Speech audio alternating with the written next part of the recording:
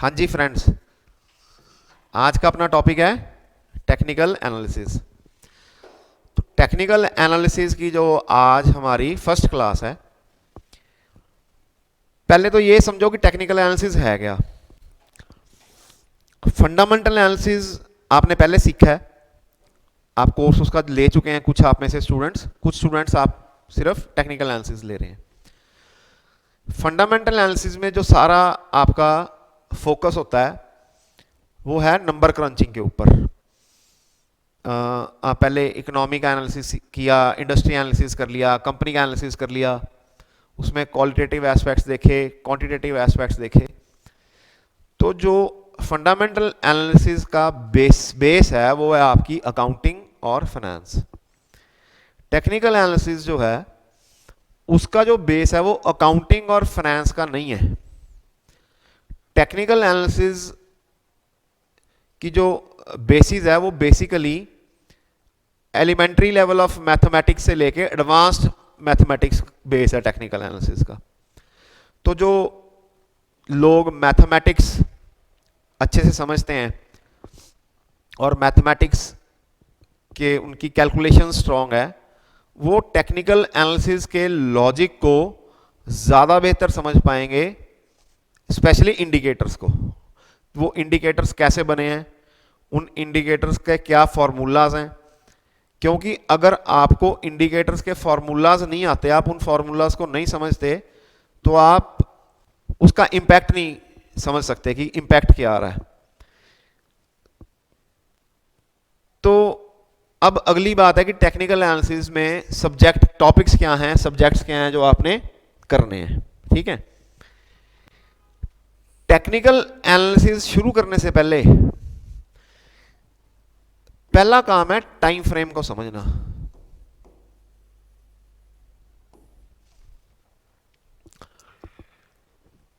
इस क्लास के अंदर, टेक्निकल एनालिसिस की क्लासेस के अंदर हमारा मेथड क्या रहेगा मेरा आपको पढ़ाने का। सबसे पहले मैं आपको कंसेप्ट एक्सप्लेन करूंगा कि किस इस चीज का कंसेप्ट क्या है। उसके बाद मैं आपको चार्ट्स दिखाऊंगा अलग अलग टाइम फ्रेम्स के, और जो चार्ट्स आपके प्रेजेंट मोमेंट ऑफ टाइम के चार्ट्स में आपसे डिस्कस किया करूंगा, जो इस वक्त का बाजार चल रहा है। बेशक वो कोई हम स्टॉक डिस्कस करें, बेशक हम कोई इंडेक्स को डिस्कस करें, तो आज के दिन पे वो चार्ट क्या बोल रहा है, वो हमें क्या सिग्निफाई कर रहा है। उससे क्या होगा कि आपका कंसेप्ट क्लियर होने के बाद ये काम होगा, उससे आपको जो प्रेजेंट मार्केट कंडीशंस हैं उसको आप एनालाइज करना सीखोगे। तो अब टेक्निकल एनालिसिस जब हम शुरू करते हैं, टेक्निकल एनालिसिस आप करना शुरू करते हो किसी भी इंडेक्स का या स्टॉक का या किसी भी चीज़ का, आपको टेक्निकल एनालिसिस, आप किसी कमोडिटी को एनालाइज करना है, वहाँ पे आप यूज़ कर सकते हो। आपने किसी भी फाइनेंशियल इंस्ट्रूमेंट को एनालाइज करना है, कमोडिटीज़ होगी आपकी, बेशक वो MCX की कमोडिटीज़ हैं, जैसे आपके प्रेशियस मेटल्स हो गए, गोल्ड सिल्वर क्रूड ऑयल हो गया, आपके बेस मेटल्स हो गए, कॉपर हो गया, जिंक हो गया, लेड हो गया। बेशक आपने क्रिप्टो करेंसी के ऊपर टेक्निकल एनालिसिस लगाना है, वहाँ पे भी यूज़ होगा आपका। जो आपका बेसिक कंसेप्ट सेम रहेगा। आपने टेक्निकल एनालिसिस को करेंसी के ऊपर लगाना है, वहाँ पे भी काम आएगा। करेंसी के ऊपर आप ट्रेडिंग करनी है, करेंसी के ट्रेडर बनना है, वहाँ पे आपको टेक्निकल एनालिसिस चाहिए। आपने स्टॉक्स की ट्रेडिंग करनी है, वहाँ पे टेक्निकल एनालिसिस काम आएगा। आपने इंडेक्स की ट्रेडिंग करनी है, वहाँ पे टेक्निकल एनालिसिस काम आएगा। आपने ऑप्शन ट्रेडिंग करनी है, वहाँ भी टेक्निकल एनालिसिस काम आएगा, वो भी टेक्निकल एनालिसिस के ऊपर ही होगी। फर्क पड़ता है टाइम फ्रेम का। तो टेक्निकल एनालिसिस के अंदर यूजुअली आप कोई यूट्यूब के ऊपर वीडियोस देखोगे, कहीं भी किसी के कोर्सेज लोगे, तो वो सारा जो फोकस रहता है पढ़ाने वाले टीचर का, वो फोकस रहता है कैंडलस्टिक के, आपको चार्ट्स दिखा देगा, पैटर्न रिकॉग्निशन बता देगा, इंडिकेटर्स बता देगा। टाइम फ्रेम के ऊपर बहुत कम लोग बात करते हैं, और जो बेसिक कंसेप्ट टेक्निकल एनालिसिस का टाइम फ्रेम ही है। टाइम फ्रेम से ही शुरू होता है। टाइम फ्रेम का मतलब है कि आपका होराइजन क्या है। होराइजन क्या है? होराइजन का मतलब, पहले मैं होराइजन की बात करूंगा, फिर फ्रेम टाइम फ्रेम की बात करूंगा। होराइजन का मतलब, आप होराइजन क्या होता है बेसिकली? होराइजन का डिक्शनरी मीनिंग क्या है? होराइजन का मतलब है कि धरती और आकाश कहां पे मिल रहे हैं, उसको होराइजन बोलते हैं। यही है ना जी, यही है।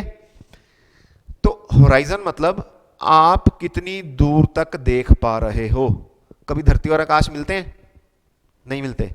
लेकिन आपको धरती और आकाश, अगर आप प्लेन जगह पे जाके खड़े हो जाओ, किसी डेजर्ट में या समुद्र के किनारे जाके खड़े हो जाओ, आपको धरती और आकाश मिलते नजर आएंगे। क्यों?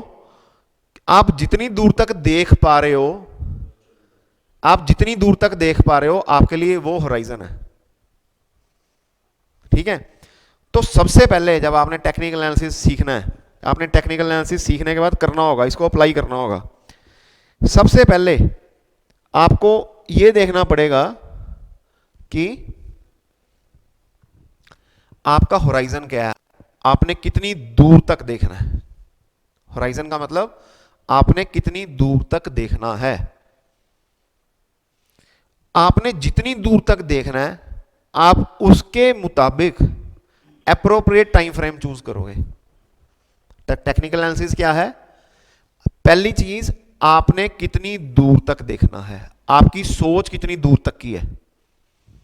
आपकी सोच कुछ मिनट की है, आपकी सोच कुछ दिनों की है, कुछ दिनों तक दूर देखना चाहते हो, आपकी सोच कुछ हफ्तों की है, आप कुछ हफ्तों तक देखना चाहते हो, आपकी सोच कुछ महीनों की है। तो टाइम फ्रेम आपका होराइजन क्या बनता है?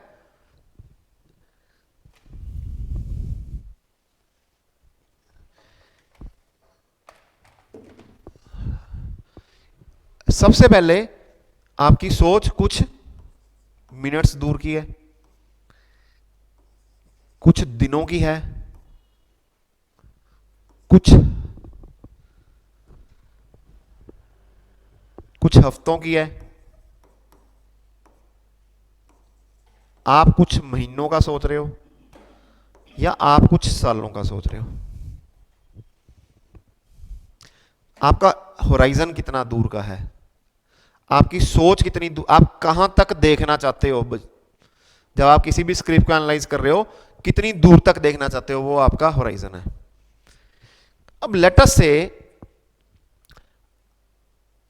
आप कुछ मिनट का देखना चाहते हो, आप इंट्राडे ट्रेडर हो, आप कुछ मिनट देखना चाहते हो, आप इंट्राडे ट्रेडर हो। अगर आप कुछ मिनट का देखना चाहते हो, तो आपका जो टाइम फ्रेम होगा वो क्या होगा? वो 1 मिनट होगा, 5 मिनट होगा, या हो सकता है 15 दिन का होगा, सॉरी 15 मिनट्स का होगा, 15 मिनट्स। तो आपका जो टाइम फ्रेम ये हो जाएगा। अगर आप कुछ दिनों के बारे में सोच रहे हो, you are your point of view to trade is for a certain number of days, तो आप क्या देखोगे? आप 15 मिनट टाइम फ्रेम देखोगे, 1 आवर टाइम फ्रेम देखोगे,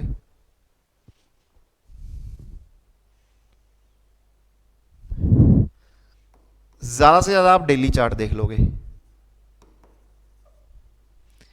if your point of view is for few weeks, तो आप कौन सा चार्ट देखोगे? आप डेली चार्ट देखोगे, या आप वीकली चार्ट देखोगे। आपका टाइम फ्रेम कुछ महीनों का है, तो आप क्या देखोगे? आप डेली चार्ट देखोगे, वीकली चार्ट भी देखोगे, और अगर आपका ईयर्स का है तो आप वीकली चार्ट देखोगे, मंथली चार्ट देखोगे, या क्वार्टरली चार्ट देखोगे।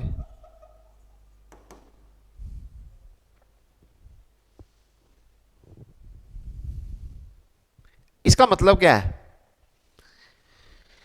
मैं दोबारा रिपीट करता हूं। होराइजन का मतलब है कि आप कितनी दूर तक देखना चाहते हो। आप आज शाम तक का देखना चाहते हो। देखो, टिप्स क्यों बुरी होती हैं? मैं क्यों कहता हूं टिप्स बुरी हैं? या अनटिल अनलेस आपके एडवाइजर को या आपको खुद इस चीज की क्लैरिटी नहीं है कि मेरा होराइजन क्या है, मेरा टाइम फ्रेम क्या है, तो जो कॉल है वो आपके काम की नहीं है, एनालिसिस गलत हो जाएगा आपका। क्योंकि अगर आपका नजरिया आज शाम तक का है तो आप चीजों को अलग तरीके से देखोगे। आपका नजरिया अगर कुछ दिनों का है तो आपका देखने का नजरिया अलग होगा। आपका नजरिया अगर कुछ हफ्तों का है तो आपका तरीका अलग होगा। तो first of all technical analysis करने से पहले, ट्रेडिंग करने से पहले इस चीज की क्लैरिटी बहुत जरूरी है कि मेरा नजरिया कितनी दूर का है। अपना नजरिया डिटरमाइन करने के बाद आपको किस चीज पे जाना है कि मेरे को कौन से टाइम फ्रेम के अंदर अब टेक्निकल एनालिसिस करना है। इसका मतलब क्या है कि मेरे को जो एक कैंडल बन रही है, मैं कैंडल स्टिक चार्टिंग के ऊपर बात करूंगा अभी, पहले सबसे पहले सिंपलीफाई रखने के लिए, ये कैंडल बनती है, ठीक है। कैंडल के ऊपर अभी बाद में आऊंगा, कैंडल कैसे बनती है और उसका क्या, उसकी साइकोलॉजी क्या है कैंडल के पीछे, उसको रीड कैसे करते हैं, उसके ऊपर मैं बाद में आऊंगा। ये कैंडल बन रही है, तो ये कैंडल जो बनती है ये कौन से टाइम फ्रेम की कैंडल है? ये 1 मिनट की कैंडल भी हो सकती है, 5 मिनट की भी हो सकती है, 15 मिनट की भी हो सकती है, 30 मिनट्स की कैंडल भी हो सकती है, 1 आवर की कैंडल भी हो सकती है, आपकी मर्जी है। 4 घंटे की कैंडल भी होती है। 4 घंटे के बाद डेली कैंडल बनती है, डेली के बाद वीकली बनती है, फिर मंथली बनती है, क्वार्टरली बनती है, सो ऑन बनती है। इसका मतलब क्या है कि ये जो एक कैंडल की मूवमेंट है, ये कैंडल क्या बताती है हमें? हमारा ओपनिंग प्राइस क्या है, हाई प्राइस क्या है, क्लोजिंग प्राइस क्या है और लो प्राइस क्या है। 4 डेटा पॉइंट एक कैंडल बताती है आपको। तो एक कैंडल 4 डेटा पॉइंट दे रही है आपको। क्या दे रही है? Your opening, close, high and low, ठीक है। अब ये जो एक कैंडल बन रही है वो किस टाइम फ्रेम की कैंडल है? 1 मिनट की है, 5 मिनट की है, 15 मिनट की है, 30 मिनट की है, 1 घंटे की है, 4 घंटे की है, डेली की है, वीकली की है, मंथली की है। तो अगर आपका नजरिया लंबी अवधि का है एज अ ट्रेडर या एज एन इन्वेस्टर, अगर आपका नजरिया लंबी अवधि का है तो आप कैंडल भी लंबी अवधि की देखोगे। अगर आपका नजरिया छोटी अवधि का है तो आप कैंडल भी छोटी अवधि की देखोगे, छोटे टाइम फ्रेम में देखोगे। इन दोनों चीजों का सिंक करना, टाइम फ्रेम और हाइजन का सिंक करना सबसे इंपॉर्टेंट बात है टेक्निकल एनालिसिस की, जो आपको 99.9% लोग नहीं बता पाएंगे।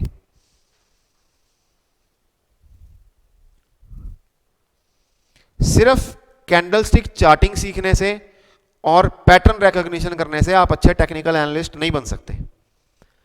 सबसे पहले आपको टाइम फ्रेम की समझ होनी जरूरी है कि मेरे को किस टाइम फ्रेम में टेक्निकल एनालिसिस करना है। दूसरी बात, लंबी ड्यूरेशन के अंदर टेक्निकल एनालिसिस करना आसान है in comparison to technical analysis in a smaller time frame, ठीक है। तो जब आप टेक्निकल एनालिसिस चार्ट्स देखने शुरू करोगे, चार्ट्स को एनालाइज करना शुरू करोगे, तो आपको डेली चार्ट से शुरू करना है या वीकली चार्ट से शुरू करना है। आपको 15 मिनट का 1 घंटे का चार्ट नहीं देखना शुरू में, ठीक है।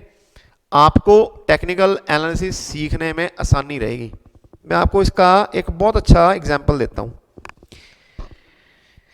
जब कोई बच्चा स्कूटर चलाना सीखता है, आप अपना भी बचपन याद कर लो, मेरे को तो अपना बचपन याद है। तो अगर वो किसी अच्छे अनुभव वाले इंसान से सीखेगा ना, तो आप स्कूटर चलाना जब सीखोगे तो वो पहले बोलेगा कि इसको, स्कूटर को धीरे चलाओ, ज्यादा तेज मत चलाओ।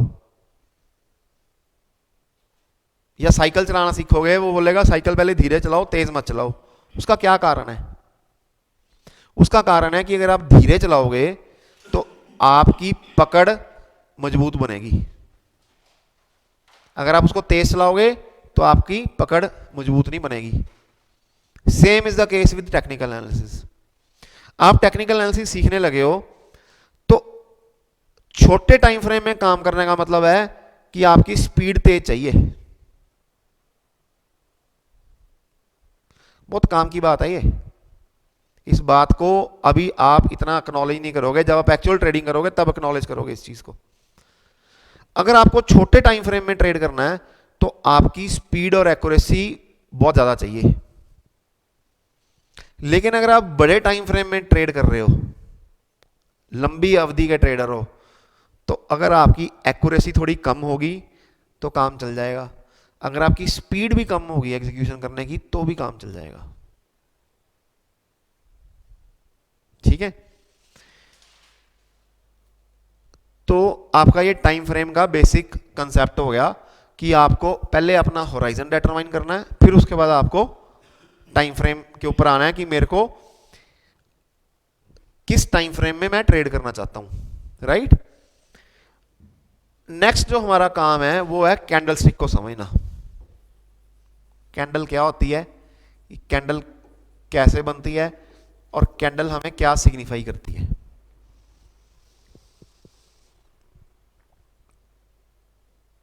कैंडल जो है आपकी बेसिकली दो तरीके की होती है, एक ब्लैक और एक वाइट। ऐसे करते हैं, इसको वाइट कर देते हैं।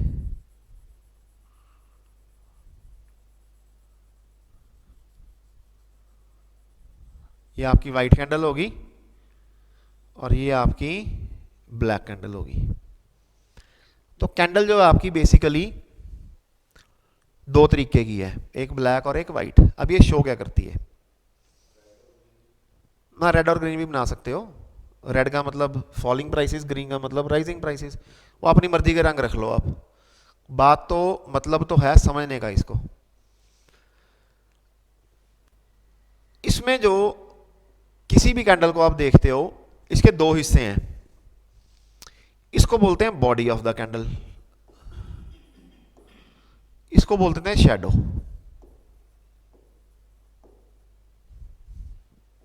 परछाई, ये बॉडी है। कुछ लोग इसको विक भी बोल देते हैं, ठीक है, कुछ लोग इसको विक भी बोल देते हैं शैडो की बजाय। विक मतलब ये डंडी ऊपर नीचे वाली, तो इसको आप शैडो बोलो, विक बोल लो। ये जो आपकी टेक्निकल एनालिसिस की क्लास है, स्पेशली कैंडलस्टिक चार्टिंग की, मेरा जो फोकस रहेगा आपको ये सिखाने पे रहेगा कि जो कैंडल बन रही है या कोई पैटर्न अगर बन रहा है, उस पैटर्न की बेसिक साइकोलॉजी क्या है, मार्केट की साइकोलॉजी क्या है। तो कैंडलस्टिक चार्टिंग जो है बेसिकली ये मार्केट साइकोलॉजी का सब्जेक्ट है। हमने मार्केट की साइकोलॉजी को समझना है कैंडलस्टिक चार्टिंग से, ठीक है। अब इस साइकोलॉजी को समझने के लिए ये कैंडल है, कैंडल के पॉइंट्स देखते हैं। जो टॉप मोस्ट पॉइंट है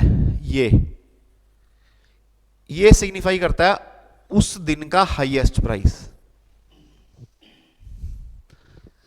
जो लोएस्ट पॉइंट है ये सिग्निफाई करता है उस, मैं अभी डेली कैंडल की बात कर रहा हूं, आप इसको डेली की बजाय आपको पढ़ाने के वक्त मैं जो टर्म यूज करूंगा, वो टाइम फ्रेम यूज करूंगा, वो डेली टाइम फ्रेम यूज करूंगा। लेकिन जो ये कंसेप्ट है, कैंडल का मतलब है टाइम फ्रेम। अगर ये 15 मिनट की कैंडल है तो 15 मिनट में वही है high point of the 15 minute candle, low point of the 15 minute candle. और अगर ये वीकली कैंडल है तो highest point of the weekly movement of the market, lowest point of the weekly movement, ठीक है।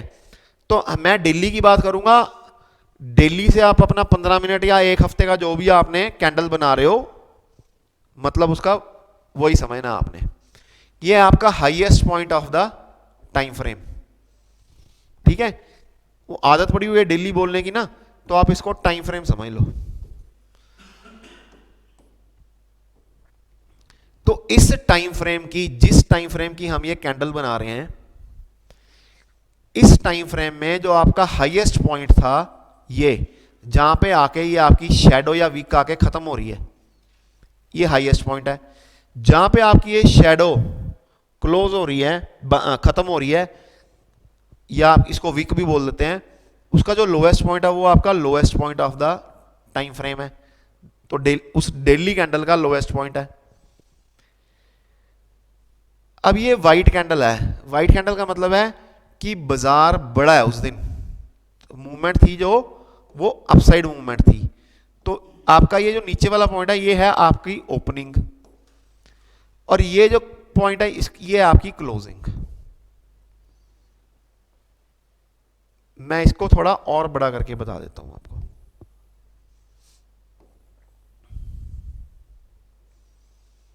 इसको वाइट समझ लो,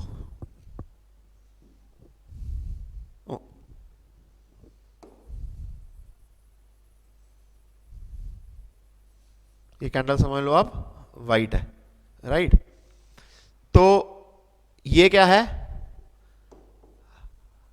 हाई, ये उस दिन का लो, ये ओपन, और ये क्लोज।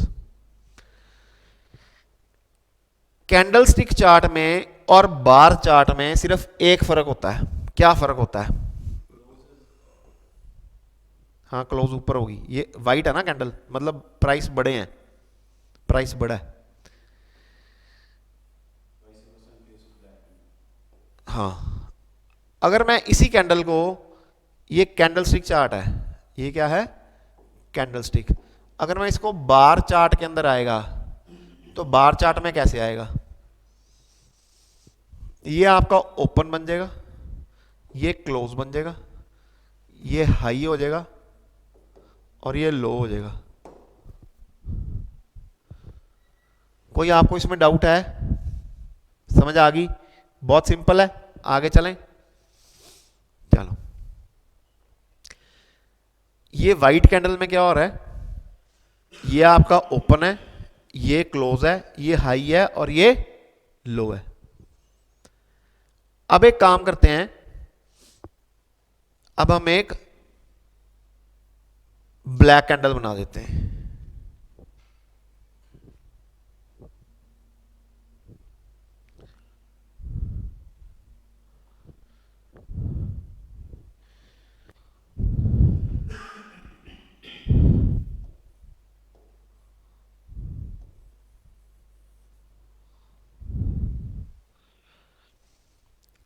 जहां पे शेडो खत्म हो रही है ये हाई प्राइस है, जहां पे शेडो नीचे खत्म हो रही है ये लोएस्ट प्राइस है।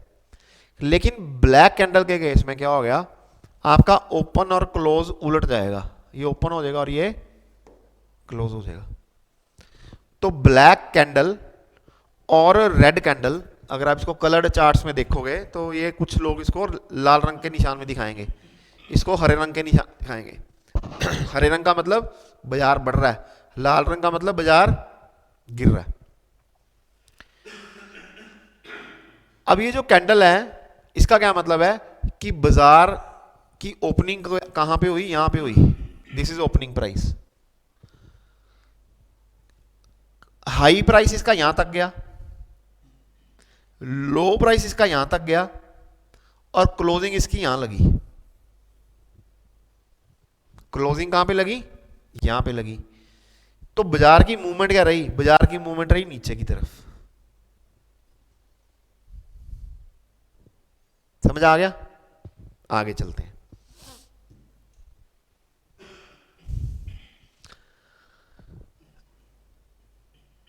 इसके बाद आपको कैसी कैसी कैंडल्स नजर आएंगी मार्केट की मूवमेंट के अंदर, उसके कई परमुटेशन कॉम्बिनेशन है।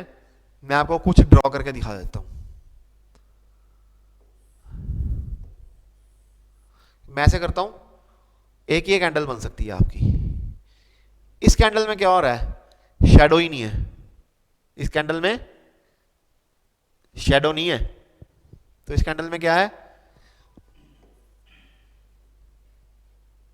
मान लो ये ब्लैक कैंडल है, मैं यहां पे ब्लैक लिख देता हूं, ठीक है।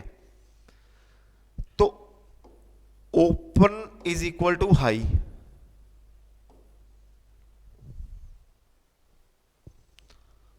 और close is equal to low. इसका मतलब क्या है? हर कैंडल की साइकोलॉजी को समझना है। इसका मतलब क्या है? इस कैंडल का, इस कैंडल का मतलब क्या है? बाजार यहां पे खुला और ऊपर गया ही नहीं, मतलब बाजार जो खुला जब, उसके बाद बाजार बस गिरता ही रहा, बाजार ऊपर गया ही नहीं। ये बाजार किसी चीज का भी हो सकता है, मैं दोबारा रिपीट करता हूं, ये आपका क्रूड ऑयल का बाजार हो सकता है, गोल्ड का बाजार हो सकता है, सिल्वर का बाजार हो सकता है, कॉपर का बाजार हो सकता है, किसी स्टॉक प्राइस का बाजार हो सकता है, एल&टी का भाव है, बजाज ऑटो की कैंडल है, निफ्टी की कैंडल है, बैंक निफ्टी कैंडल है, किसी चीज की भी कैंडल है। कैंडल का मतलब क्या है कि हमने डेटा ले लिया, ओपन का, क्लोज का, हाई का और लो का, उस डेटा को हमने ड्रॉ कर लिया पेपर के ऊपर। पहले तो ड्रॉ करते थे लोग, आजकल तो कंप्यूटर प्रोग्राम्स की मदद से बहुत आसान हो गया काम। आज से 25 साल 30 साल पहले, या इवन 100 साल पहले जब कैंडलस्टिक चार्टिंग शुरू हुई है, जापानीज कैंडलस्टिक चार्टिंग है ये, जापान के कोई थे जापानीज लोगों ने कैंडलस्टिक चार्टिंग शुरू में बनाई थी। तो उस वक्त तो लोग ड्रॉ करते थे, तो आपने डेटा लिया, डेटा को पेपर के ऊपर ड्रॉ किया, आप ऐसे समझो, और फिर आपने मार्केट की साइकोलॉजी को समझा। तो इस कैंडल में साइकोलॉजी क्या शो हो रही है कि बाजार खुला और सारा दिन बाजार ऊपर गया ही नहीं, बाजार लगातार नीचे ही गिरता रहा, और जब बाजार बंद हुआ तो कहां पे बंद हुआ? अपने lowest point of the day पे। इस कैंडल की साइकोलॉजी समझ आ रही है आपको? सिंपल है। मैं जरा पिछली स्लाइड के ऊपर जाता हूं। ये कैंडल क्या सिग्निफाई कर रही है? ये कैंडल सिग्निफाई कर रही है कि बाजार यहां पे खुला, ओपनिंग यहां पे हुई, बाजार नीचे भी गया, बाजार ऊपर भी गया। ये कैंडल हमें बताती नहीं है कि बाजार पहले ऊपर गया या पहले नीचे गया। दोबारा रिपीट कर रहा हूं, कैंडल हमें ये नहीं इंटीमेट करती कि बाजार ने पहले ऊपर की तरफ मूवमेंट दी या पहले नीचे की तरफ मूवमेंट दी। बस कैंडल हमें यह बताती है कि बाजार ने ऊपर भी मूवमेंट दी और नीचे भी मूवमेंट दी। तो नीचे मूवमेंट कहां तक दी? इस पॉइंट तक दी। ऊपर मूवमेंट कहां तक दी? इस पॉइंट तक दी। लेकिन क्लोजिंग के टाइम जाते जाते बाजार ऊपर को बंद हुआ। क्लोज जो है आपकी ओपन से ऊपर है, तो closing price is higher than the opening price. ये कैंडल क्या बताती है? ये कैंडल बताती है कि बाजार यहां पे खुला, ओपनिंग कहां पे हुई? यहां पे हुई, बाजार ऊपर भी गया, बाजार नीचे भी गया, लेकिन जब बाजार बंद हुआ तो बाजार गिर के बंद हुआ, तो closing is lower than the open. ठीक है, अगली कैंडल और कैसे बनेगी?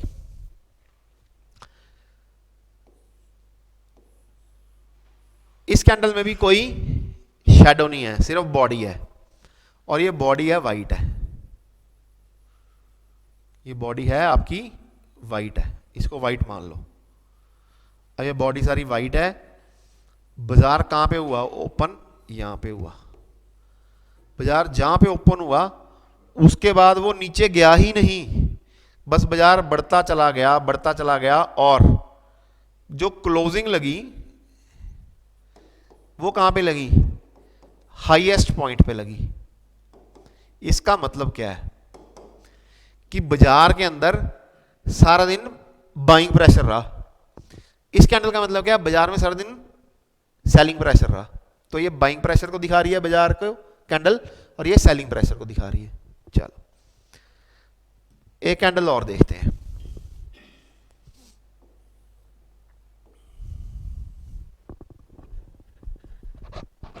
इसको वैसे बोलते हैं दोजी। दोजी भी कई तरह की होती हैं, ग्रेवस्टोन भी होती हैं, और हाँ जी,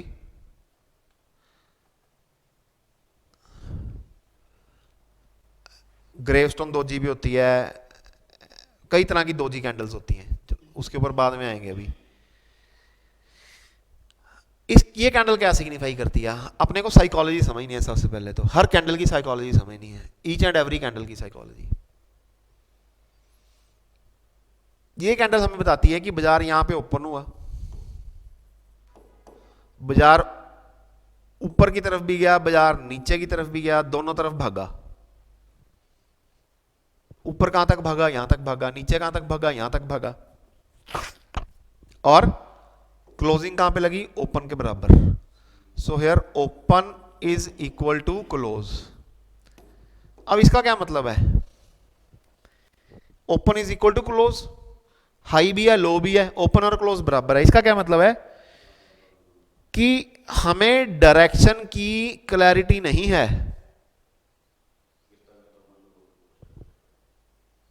ऊपर भी जा रहा है, नीचे भी जा रहा है, नीचे जा रहा है तो बाइंग आ जाती है, ऊपर जाता है तो सेलिंग आ जाती है। Open is equal to close, इसका मतलब क्या है, बाजार के अंदर नो क्लैरिटी ऑफ डायरेक्शन, कोई डायरेक्शन की क्लैरिटी नहीं है कि बाजार बढ़ रहा है या घट रहा है, हमें क्लैरिटी नहीं है। नहीं, थिकनेस की बात नहीं है, open is equal to close है, इसको दोजी बोलते हैं। थिकनेस बॉडी नहीं है इसकी, बॉडी नहीं है, बॉडी नहीं है। आपने वर्ड क्या यूज करना है कि आपकी ये बॉडी है, तो दोजी के अंदर बॉडी नहीं है, दोजी के अंदर सिर्फ शेडो है। ठीक है, ऊपर वाली लाइन और नीचे वाली लाइन आपकी शेडो है। चलो, अब दोजी क्या सिग्निफाई कर रही है कि बाजार की डायरेक्शन की क्लैरिटी नहीं है। बाजार ऊपर की तरफ भी जाना चाहता है लेकिन ऊपर जा नहीं पा रहा, बाजार नीचे भी आना चाहता है लेकिन नीचे जा नहीं पा रहा, और बाजार कहां पे बंद हो रहा है, ओपन के ऊपर ही बंद हो रहा है। ओपन और क्लोज बराबर है, ये दोजी है। ठीक है, फिर कुछ कैंडल्स कैसी बनती हैं, वो कैंडल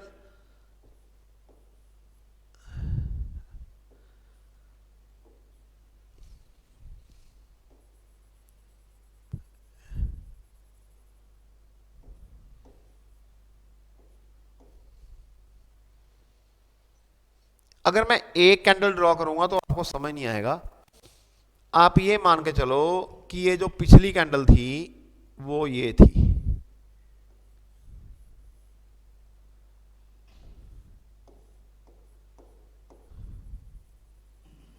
ये वाइट कैंडल थी, अगली कैंडल जो बनी वो ये बनी। ठीक है,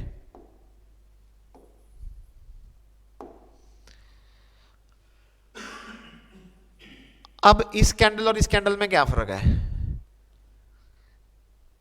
इस कैंडल के अंदर जो रेंज है वो बड़ी है, रेंज है वो आपकी बड़ी है, इस कैंडल की जो रेंज है वो छोटी है।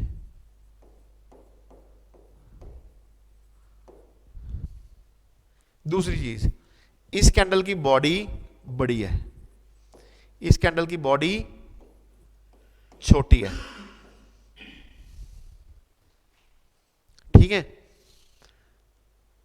ये जो छोटी बॉडी वाली कैंडल है इसका मतलब है कि रेंज कंप्रेशन आ रही है। एक तो क्या आ रही है, रेंज कंप्रेशन।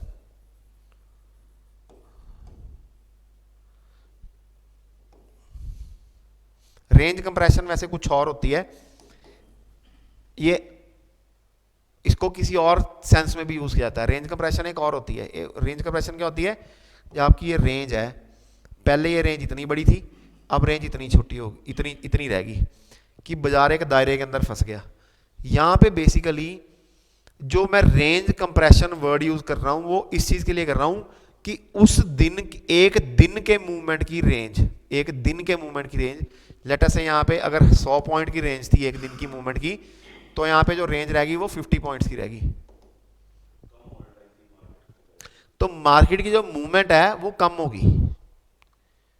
ठीक है, तो रेंज कंप्रेशन है वो आपको ये छोटी बॉडी और बड़ी बॉडी की पहचान एक दिन की कैंडल देख के नहीं हो सकती।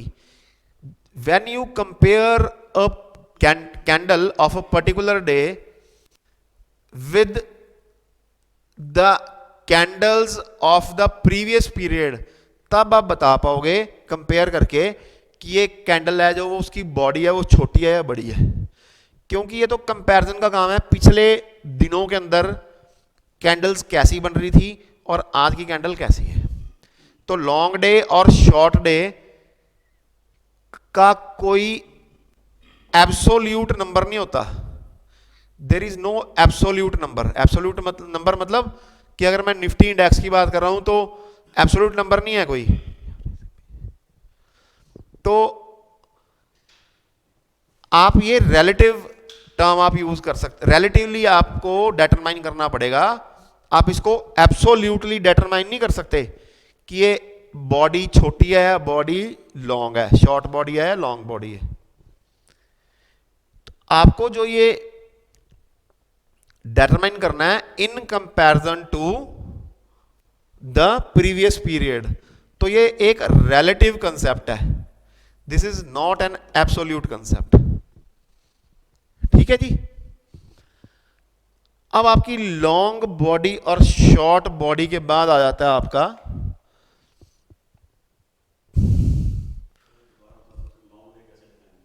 Long day. अगर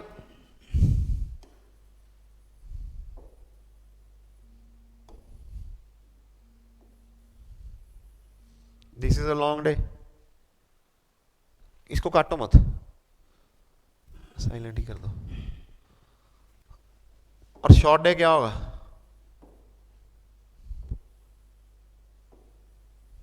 this is a short day.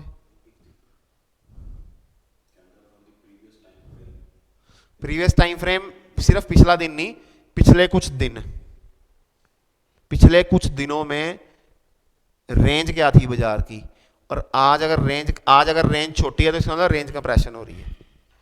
जब आप ये चार्ट्स देखोगे प्रैक्टिकली तो आपको देख के समझ आएगी ये बात कि लॉन्ग डे, शॉर्ट डे मतलब रेंज छोटी हो रही है। अगर यहाँ पे 200 पॉइंट की मूवमेंट है तो यहाँ पे 50-60 पॉइंट की, 70 पॉइंट की मूवमेंट रहेगी, तो ये शॉर्ट डे है।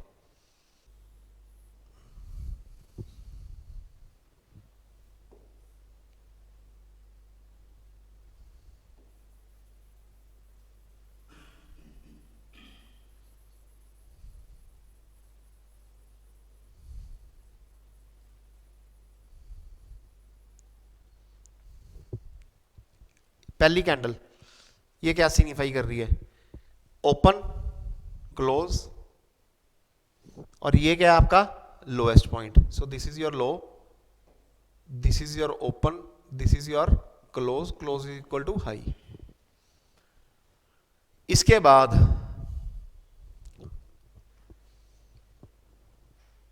जो नेक्स्ट डे की कैंडल बनती है वो क्या हो रहा है?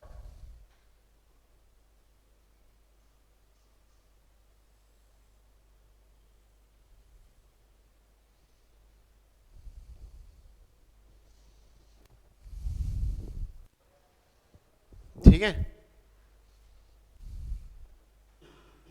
इसको और थोड़ा नीचे एक्सटेंड कर दो।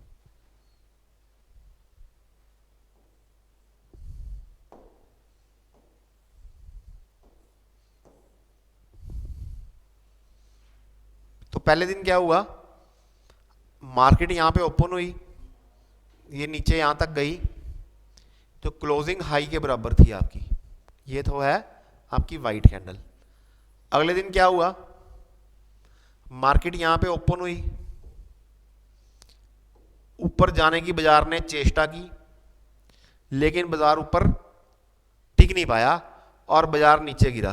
जब बाजार नीचे गिरा यहां पे क्लोजिंग लगी, closing is equal to the low, lowest point of the day. ऊपर गया लेकिन ऊपर टिक नहीं पाया, ऊपर टिक नहीं पाया और बाजार नीचे गिरा, और जो क्लोजिंग प्राइस लगी वो लो के बराबर लगी। इसको बोलते हैं क्लोजिंग मारू बोजू। तो जापानीज नेम है ये, मेरे को नाम लेने बहुत मुश्किल लगते हैं।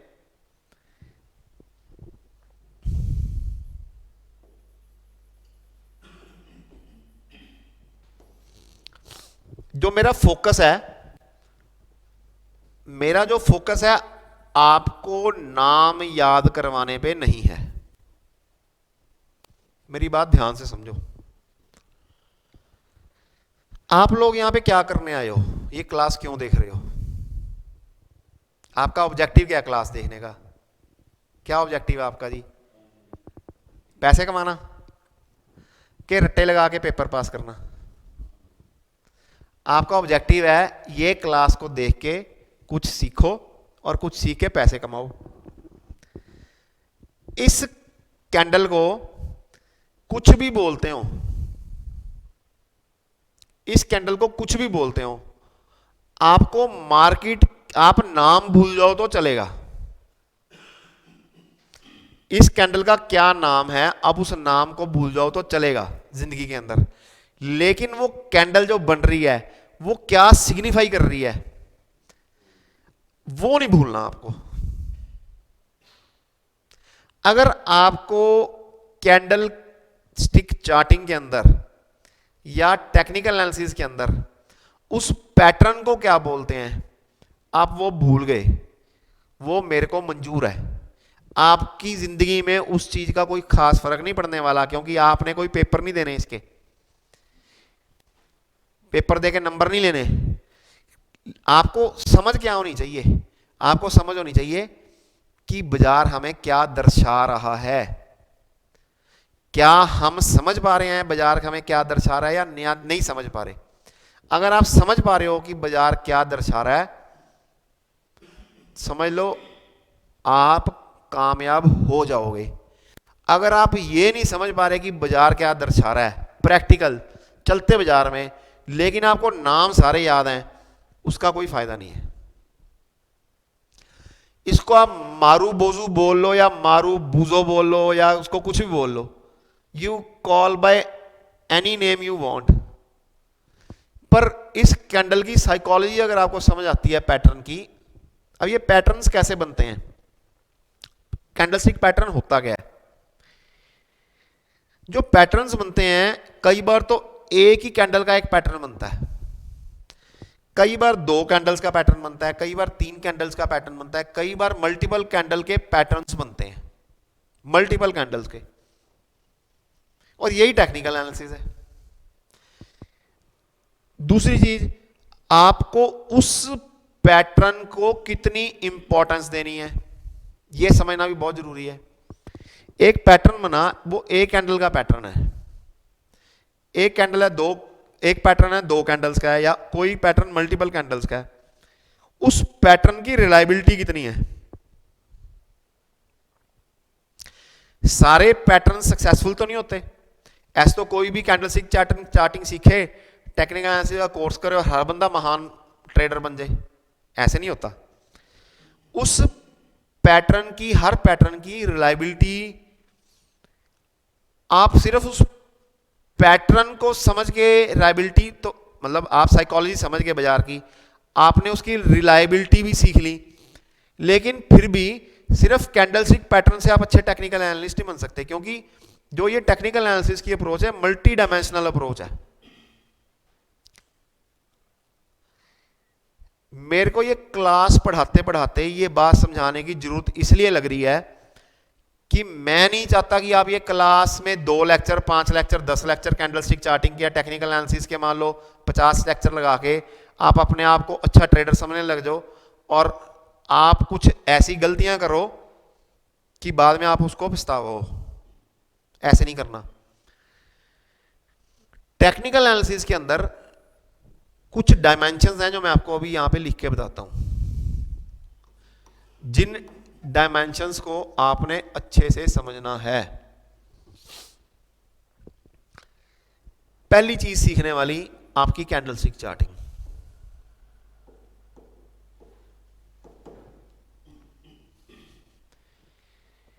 कैंडलस्टिक के बाद आपके क्लासिकल चार्ट पैटर्न्स।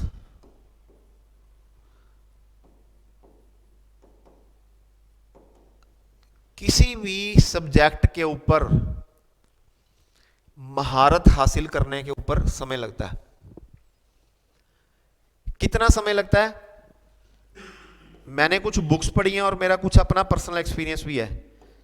तो वो क्या बोलता है कि जब आप किसी सब्जेक्ट के ऊपर 10,000 घंटे लगाते हो तो जाके आपकी उस सब्जेक्ट के ऊपर ग्रेस बनती है, 10,000 आवर्स। तो अगर आप किसी सब्जेक्ट के ऊपर 10 घंटे रोज लगा रहे हो तो आपको 1,000 दिन लगेंगे। 1,000 दिन का मतलब हो गया 3 साल। अगर आप किसी काम के ऊपर 2 घंटे रोज लगा रहे हो तो आपको 5,000 दिन लगेंगे। 5,000 दिन का मतलब 8 साल। 8 साल नहीं, सॉरी 15 साल। 5,000 के कितने बन गए? हाँ, 14-15 साल हो गए। तो 10,000 आवर्स का बेसिक रूल है, थंब रूल है, to become a subject expert. अब बात कर रहे थे हम डायमेंशंस की। डायमेंशंस ऑफ टेक्निकल एनालिसिस क्या है, कौन कौन सी चीजें हैं सीखने वाली? Candlestick charting, classical chart patterns. Classical chart patterns क्या होते हैं? To give you an example, head and shoulder होता है, इनवर्स हेड एंड शोल्डर होता है, डबल टॉप होता है, डबल बॉटम होता है, राइजिंग वेज होती है, फॉलिंग वेज होती है, फ्लैग्स होते हैं, पेनेंट्स होते हैं, ट्रायंगल्स होते हैं। तो वो क्लासिकल चार्ट पैटर्न्स हैं, ठीक है। फिर आ जाते हैं आपके कुछ technical indicators. Technical indicators, technical indicators जो हैं ये मैथमेटिक्स और स्टैटिस्टिक्स के ऊपर बेस्ड होते हैं। फॉर एग्जांपल मूविंग एवरेजेस होती हैं, मोमेंटम इंडिकेटर्स होते हैं, ऑसिलेटर्स होते हैं, स्टोकेस्टिक होते हैं, स्टोकेस्टिक्स,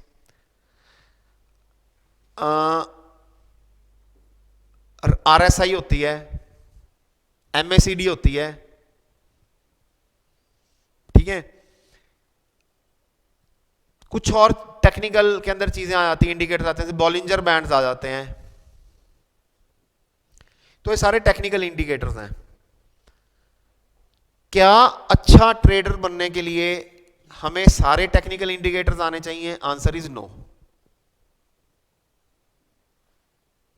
क्या अच्छा ट्रेडर बनने के लिए हमें सारे टेक्निकल इंडिकेटर्स का आना जरूरी है? Answer is no.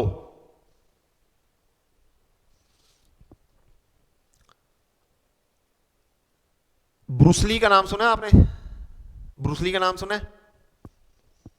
ब्रूसली की एक कही हुई बात है। ब्रूसली क्या बोलता था आपको पता है? अगर ब्रूसली किसी के साथ फाइट कर रहा है तो अगर उसका ओपोनेंट है, वो कहता था कि ऐसा ओपोनेंट जिसको 1000 तरह की किक्स मारनी आती हो, जिसको हु नोज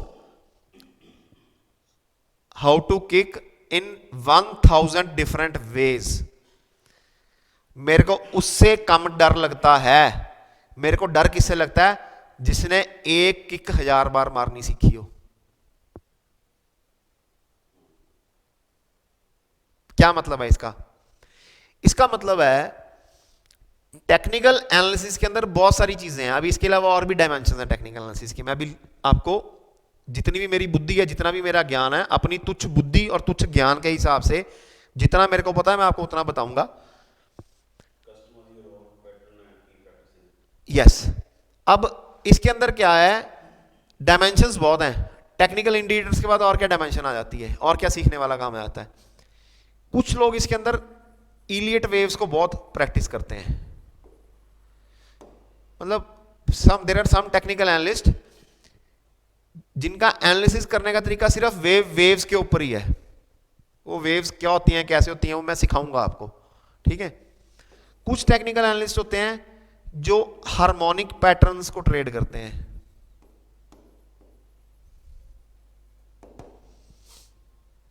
जो आज की क्लास है ना, ये बहुत इंपॉर्टेंट क्लास है, बहुत इंपॉर्टेंट क्लास है। मैं आपको इस क्लास के शुरू में भी बहुत काम की बातें बता चुका हूं, और अब मैं आपको जो बता रहा हूं ये भी बहुत काम की बात है।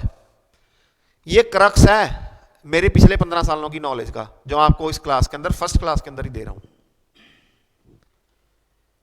हार्मोनिक पैटर्न्स होते हैं, तो और बड़ी थ्योरीज हैं। एक महान हस्ती हुए हैं WD गैन, उनकी अपनी थ्योरी है बनाई हुई, उनके अपने तरीके हैं काम करने के, उसको गैन एंगल्स बोलते हैं। फिर इसके अंदर कुछ लोग,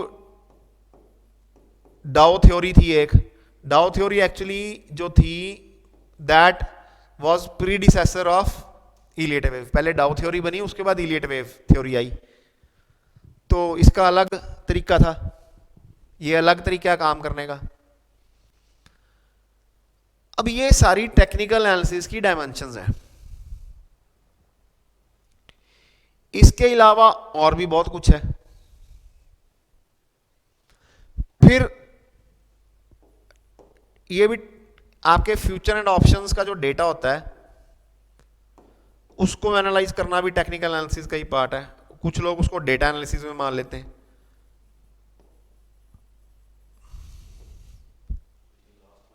ऑप्शंस का डेटा होता है, ओपन इंटरेस्ट का, ओपन इंटरेस्ट को समझना कि ऑप्शंस की पोजीशंस कैसे बन रही हैं, ठीक है। तो ये सारी डायमेंशंस है टेक्निकल एनालिसिस की। अब मेरा क्वेश्चन क्या है, मैं आपको क्या बताना चाह रहा हूं, क्या हम ये सारी चीजें सीख के अच्छे टेक्निकल एनालिस्ट और अच्छे ट्रेडर बन सकते हैं? Answer is yes as well as no. वो कैसे? हमें सारी चीजें सीखनी पड़ेंगी। जितना हम सीखेंगे उतना अच्छा है, ज्ञान तो जितना मिले उतना कम है, ठीक है। लेकिन हमें अपनी पर्सनैलिटी के अनुरूप एक ट्रेडर को एक अपना ट्रेडिंग सिस्टम बनाना पड़ेगा।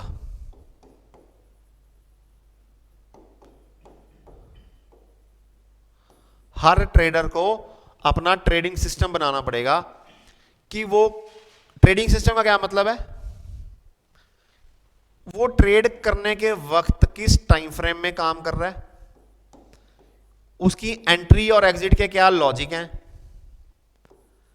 उसके एंट्री और एग्जिट के क्या रूल्स हैं। तो ये उसका लॉजिक और रूल्स के ऊपर वो अपने खुद डिजाइन करेगा। अच्छा ट्रेडर वो किसी के ऊपर डिपेंडेंट नहीं होना चाहिए।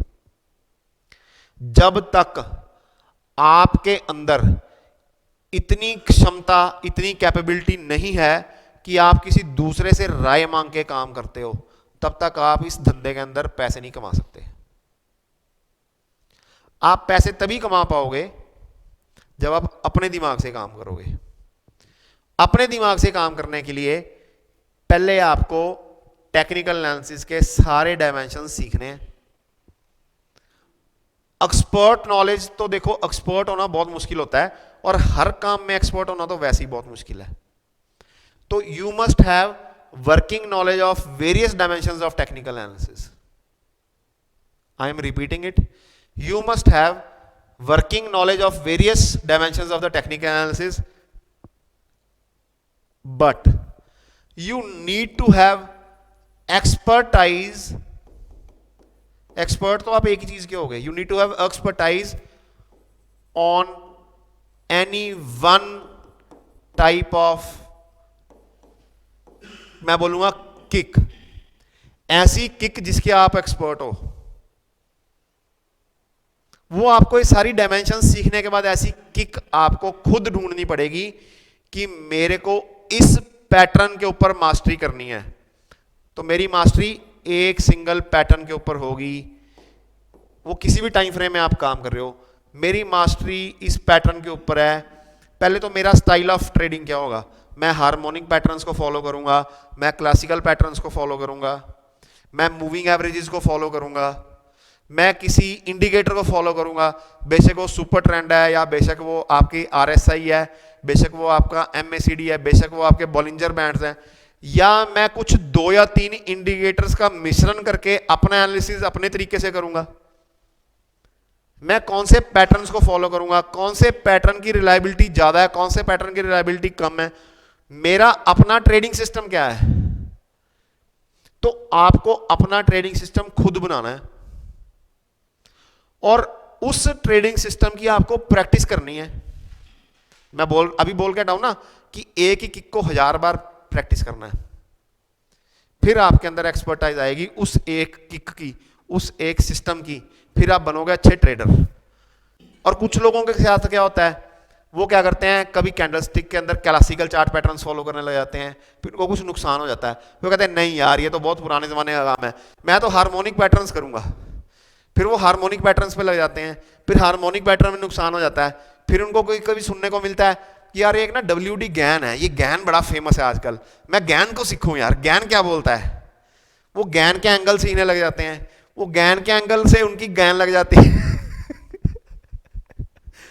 फिर वो कहता है नहीं यार अब मेरे को एलियट वेव सीखनी है। ये वेव ना, ये साली जो वेव है, ये 5 वेव का स्ट्रक्चर है, ये 3 वेव ऊपर को जाएंगी इंपल्सिव होगी, 2 वेव करेक्टिव होगी, ये ABC बन रहा है, ये XYZ बन रहा है, ये ट्रिपल जिगजैग बन रहा है, ये बन रहा है, वो बन रहा है। वो वेव के अंदर नुकसान खाएंगे और वो सारी उम्र नुकसान ही करते रहेंगे। अब आपको करना क्या है, आपको सारा कुछ सीखना है, लेकिन जो चीज अच्छी लगे वो चीज के ऊपर एक्सपर्टाइज करनी है।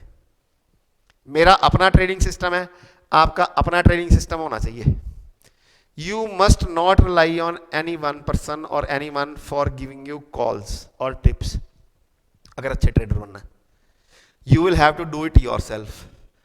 आपको ट्रेडिंग करोगे, नुकसान भी होगा, प्रॉफिट भी होगा, सारा कुछ होगा। ये आज वाली वीडियो यूट्यूब पे डालना, ठीक है, एज इट इज। तो अब इसके अंदर ट्रेडिंग सिस्टम आपको अपना बनाना है एक्सपर्टाइज लेने के लिए, और एक चीज के ऊपर मास्टरी करनी है, जो चीज आपकी नैया को पार लगाएगी। चलो अब मैं बात कर रहा था आपके साथ कैंडलस्टिक की। अब इसको क्या बोलते हैं, क्लोजिंग मारूबोजू। क्लोजिंग मारूबोजू क्या है, दोबारा समझो। एक दिन बाजार यहां पे ओपन हुआ, बाजार थोड़ा नीचे गया, लेकिन बाजार ने क्लोज दिया हाई पॉइंट के ऊपर। नेक्स्ट डे की मूवमेंट, बाजार थोड़ा गैप डाउन खुला। यहां पे क्या हो रहा है, गैप डाउन खुला है,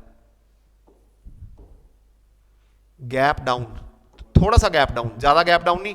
हमारी जो नेक्स्ट डे की ओपनिंग थी वो क्लोजिंग से नीचे है, तो ये गैप डाउन है।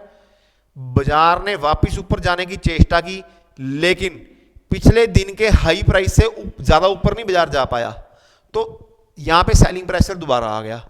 जब सेलिंग प्रेशर आया, बाजार नीचे गया, और बाजार बंद कहां पे हुआ, क्लोजिंग जो थी वो लोएस्ट प्राइस पे बंद हुई। Close is equal to lowest price. हाँ जी पूछो।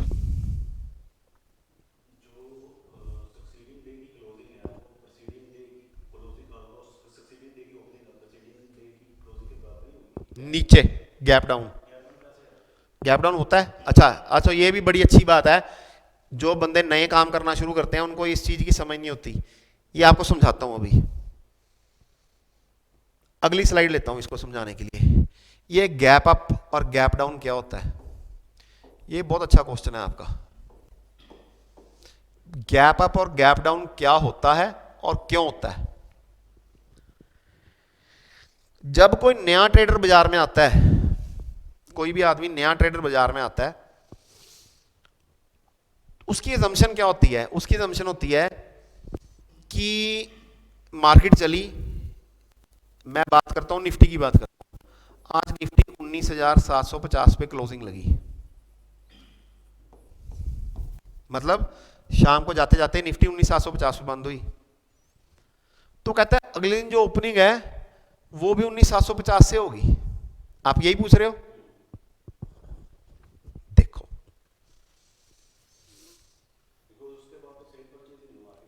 हाँ, मैं आपका बात समझ रहा हूं, आपको मैं एक्सप्लेन करता हूं।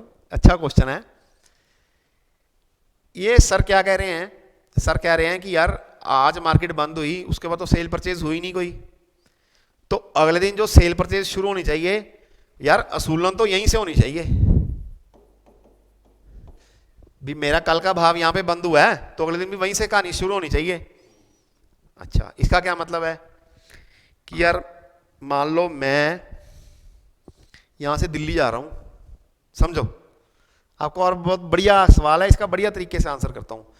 मैं यहां से चला बठिंडा से और मैं दिल्ली जा रहा हूं, चलो दिल्ली भी नज़दीक हो गया, दिल्ली तो 5 घंटे में पहुंच जाते हैं आजकल। कहीं दूर जा रहा हूँ, समझ लो मैं जा रहा हूँ अहमदाबाद जा रहा हूँ, अहमदाबाद दूर है, ठीक है, मैं बठिंडा से चला, मैंने अहमदाबाद जाना है। तो ये भाई साहब क्या कह रहे हैं, मेरे को चलते चलते चलते चलते रात को जोधपुर में रात होगी। आप क्या कह रहे हो कि मेरे को बठिंडा से अहमदाबाद जाना है, रास्ते में जोधपुर आया था, जोधपुर में मेरे को रात होगी, तो अगले दिन जब मैं अपना अहमदाबाद का सफर शुरू करूंगा मैं दोबारा जोधपुर से ही शुरू करूंगा, है ना। पर भैया बाजार ऐसा नहीं चलता। बाजार ने अगर बठिंडा से अहमदाबाद जाना है ना, तो बाजार कभी सीधा नहीं आता। वो क्यों सीधा नहीं आता, वो बाजार कैसे चलता है मैं आपको बताता हूं।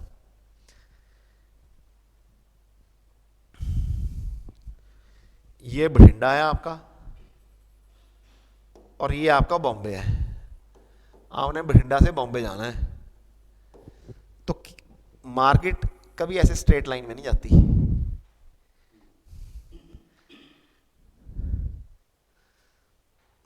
स्ट्रेट लाइन के अंदर सिर्फ सैलरी जाती है जिंदगी के अंदर। ये भी फाइनेंशियल लिटरेसी का पार्ट है, अभी उसके बाद बाजार पे बाद में आऊंगा।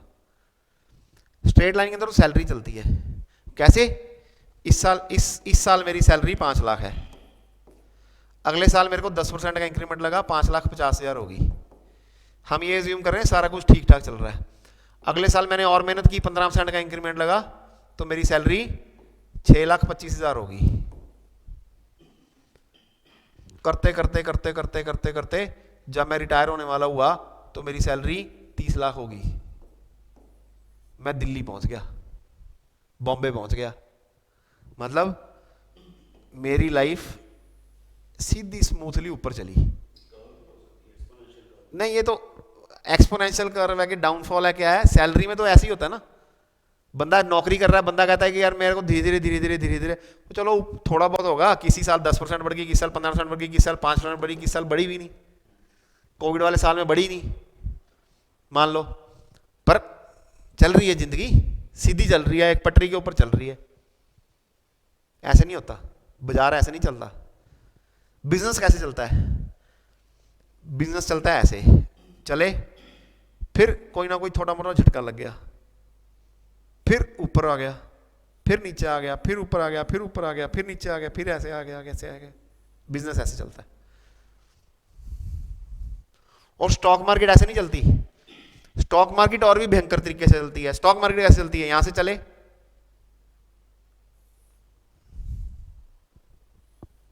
उसमें वॉलेटिलिटी फ्लक्चुएशन और भी ज्यादा है, फिर यहां से ऐसे, फिर यहां से ऐसे, फिर यहां से ऐसे। कई लोग तो यहां पहुंच जाते हैं, कई लोग यहां पे खत्म हो जाते हैं।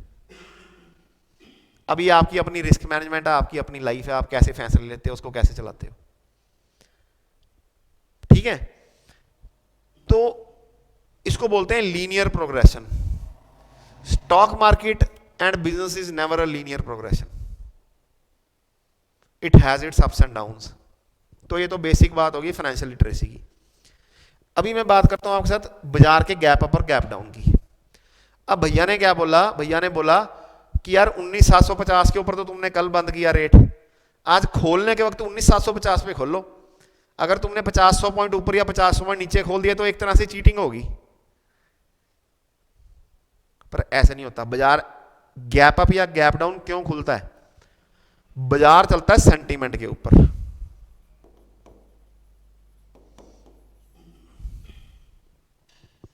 बाजार चलता है सेंटीमेंट के ऊपर। अब रात को बाजार जब बंद हुआ तो ठीक ठाक बाजार बंद हुआ, रात को कोई अनहोनी घटना होगी, कहीं पे लड़ाई लग गई, किसी बड़े लीडर की हत्या होगी, कहीं पे कोई रूलिंग पार्टी इलेक्शन हार गई, कुछ भी हो सकता है। इसको बोलते हैं, कोई बुरी घटना हो जाए उसको बोलते हैं black swan, black swan event. कोई अच्छी घटना हो जाए तो उसको बोलते हैं व्हाइट स्वैन। तो अगर घटना बुरी हो गई, कोई बुरी घटना घटित हो गई तो क्या होगा, अगले दिन सेंटीमेंट बैड हो जाएगा। जब सेंटीमेंट बैड होगा तो लोग कहेंगे बेचो, जिस भाव पे बिकता है बेचो, तो बाजार गैप डाउन खुल सकता है। अगर शाम को कोई अच्छी खबर आ गई तो खरीदारी का, बाइंग का प्रेशर ज्यादा होगा, वो बोलेगा जिस भाव पे मिलता है ले लो, जिस भाव पे मिलता है खरीद लो, तो क्या होगा, गैप अप हो जाएगा।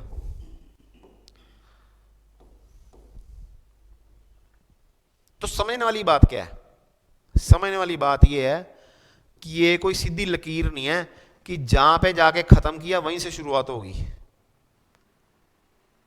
शेयर मार्केट हर रोज नई लड़ाई है। जहां पे कल लड़ाई खत्म की, अगली लड़ाई वहां से नहीं शुरू होनी, अगली लड़ाई नई जगह से शुरू होगी। हर रोज नई लड़ाई।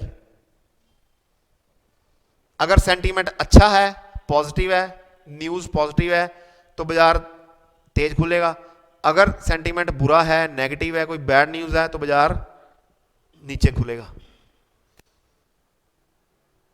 ये बहुत बेसिक बात है। प्रैक्टिकली ये बहुत बड़ा रिस्क है, स्पेशली ऑप्शन ट्रेडर्स के लिए, जिसको आपको समझना बहुत जरूरी है। गैप अप और गैप डाउन को, इसको मानना जरूरी है। ठीक है, चलो पूछो। हाँ, क्या पूछ रहे हो?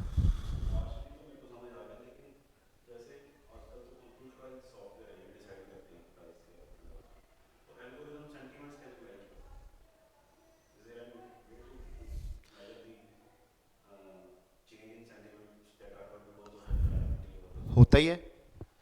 सेंटीमेंट को मेजर कैसे किया जाता है? सेंटीमेंट तो आपको बाजार दिखाता है बेसिकली, आप पहले मेजर ही नहीं कर सकते। यार ऑपरेट तो सॉफ्टवेयर कर रहा है, काम तो इंसानी दिमाग ही कर रहा है। बाजार के अंदर इमोशन तो वही है, इमोशन तो वही रहेगी, ग्रीड भी वही रहेगा, फियर भी वही रहेगा। बाजार को चलाते तो यही दो इमोशंस हैं। ठीक है, चलो अब ये गैप अप गैप डाउन का मसला हो गया। अभी हम थे आपकी कैंडल के ऊपर, कौन सी? तो इसमें क्या था कि आपकी ये लोएस्ट प्राइस है, ये आपकी ओपनिंग प्राइस है, ये क्लोजिंग प्राइस है। Closing price is equal to highest price. बाजार खुला, थोड़ा गैप डाउन खुला, बाजार ने ऊपर जाने की चेष्टा की, लेकिन बाजार क्लोजिंग के टाइम नीचे गिर के बंद हुआ। तो ये साइकोलॉजी आपकी क्लोजिंग मारूबोजू की। ठीक है,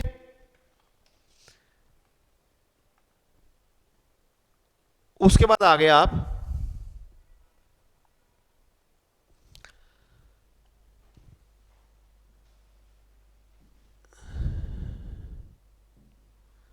एक कैंडल फॉर्मेशन और बनाते हैं ओपनिंग मारूबोजू की। ओपनिंग मारूबोजू क्या होती है?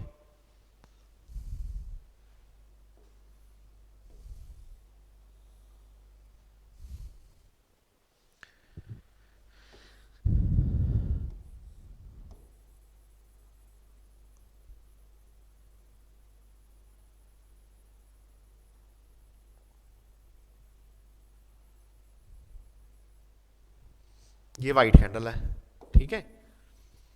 जो अगली ब्लैक कैंडल है आपकी ओपनिंग हो रही है यहां पे,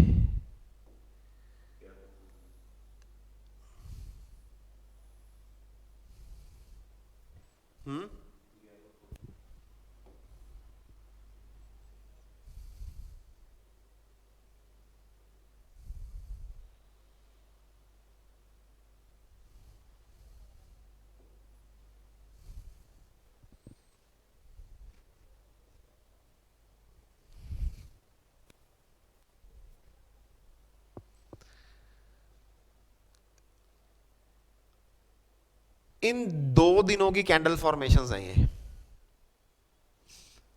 अब यहां पे हो क्या रहा है, इस कैंडल फॉर्मेशन में जो लोएस्ट पॉइंट है दोनों दिनों के और हाईएस्ट पॉइंट है ये मैच कर रहे हैं।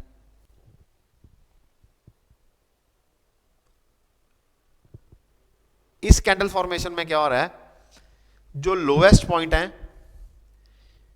Lowest point of first day candle is equal to low of the second day candle, high is equal to high, range same है। समझ आ रही है आपको मेरी बात? नहीं, इसको इसके बराबर ही है ना, ये इसके बराबर ही है, तो हाथ से ड्रॉ करने में मेरा फर्क पड़ गया। तो यहां पे low is equal to low, high is equal to high. और ये टेक्स्ट बुक रूल्स नहीं होते, प्रैक्टिकली लाइफ के अंदर हो भी सकता है ऐसा हो, ये भी हो सकता है कि प्लस माइनस हो जाए थोड़ा बहुत, ठीक है। रेंज सेम है, समझने वाली बात क्या है, रेंज सेम है, लेकिन पहले दिन अपवर्ड मूवमेंट थी, दूसरे दिन डाउनवर्ड मूवमेंट है। और ये जो है ये बियरिश फॉर्मेशन है, बस मैं अभी आपको इतना ही बताऊंगा, ये दिस इज बियरिश फॉर्मेशन, लेकिन इसकी रिलायबिलिटी ज्यादा है कम है, अभी हम उसको बाद में डिस्कस करना शुरू करेंगे। पहले हम यही समझेंगे कि ये बियरिश है कि बुलिश है। ये बियरिश है। अब इस कैंडल के ऊपर आओ, इसके अंदर भी सेम है, आपका low is equal to low और high is equal to high, लेकिन आपका जहां पे ओपन हुआ, जो ओपन है ये लो के बराबर है, आप नीचे नहीं गए, आपने ऊपर की मूवमेंट दी, बाजार ने थोड़ा ऊपर गया, लेकिन वहां पे थोड़ी सेलिंग आई और क्लोजिंग यहां पे लगी आके। So closing is not equal to high, high आपका ऊपर है। नेक्स्ट डे जब बाजार खुला, बाजार खुलने के वक्त सेंटीमेंट पॉजिटिव था, बाजार ने थोड़ा गैप अप दिया, बाजार ने क्या दिया, गैप अप दिया, लेकिन गैप अप सस्टेन नहीं कर पाया और सेलिंग आई। सेलिंग आई, सेलिंग यहां तक गई, कहां तक गई, प्रीवियस डे के ओपनिंग प्राइस तक। रेंज नहीं टूटी, रेंज वही है, जो प्राइस बाजार का लो लगा वो प्रीवियस डे के लो के बराबर ही था, बाजार नीचे नहीं गया, रेंज नहीं तोड़ी बाजार ने, लेकिन शाम को जाते जाते थोड़ी सी कवरिंग दे गया।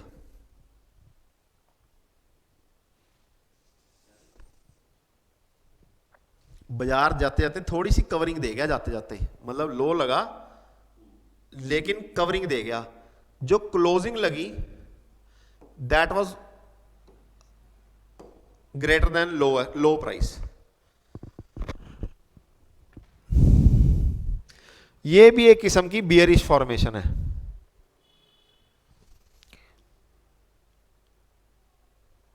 इस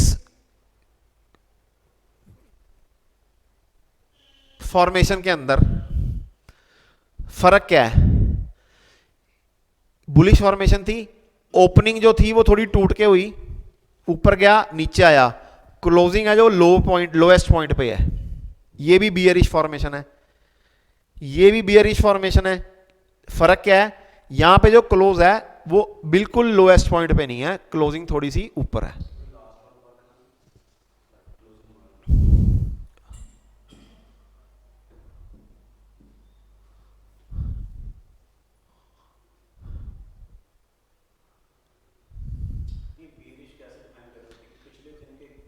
यार डिफाइन नहीं करना, ना ना ना ना, ना। देखो बेरिश का मतलब आज बाजार टूट के बंद हुआ है तो बेरिश है ना,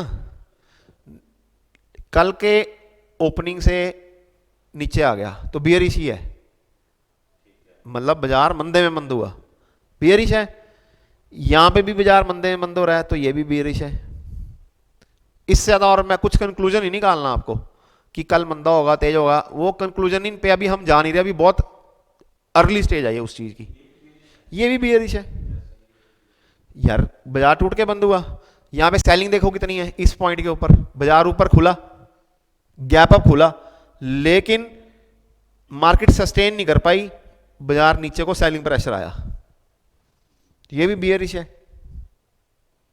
बुलिश कहां पे आई है, तो बियरिश कैंडल है, गिरावट है ना बाजार के अंदर तो बियरिश है। बुलिश कैसे हुई है, नहीं है बुलिश, ये बियरिश है। हाँ, एक और आपको अच्छी बात बताता हूं, लास्ट कैंडल और क्लोजिंग की बहुत इंपॉर्टेंस होती है कि क्लोजिंग कैसी लग रही है। 3:30 बजे जब मार्केट बंद होती है तो क्लोजिंग कैसी लग रही है, उसकी बहुत इंपॉर्टेंस है। सारे दिन के अंदर क्या हलचल हुई, जितनी इतनी इंपॉर्टेंस नहीं है उसकी हलचल की, सारे दिन की हलचल की। इंपॉर्टेंस सबसे ज्यादा क्या है कि आज की क्लोजिंग कैसी रही, आखिर में जीता कौन, बुल जीता या बियर जीता। जो आखिर में जीता वो इंपॉर्टेंट है, ठीक है। उसके बाद आ जाते हैं हम स्पिनिंग टॉप्स के ऊपर। स्पिनिंग टॉप्स का जापानीज नेम है कोमा, ठीक है, पर इसको हम स्पिनिंग टॉप ही बोलते हैं।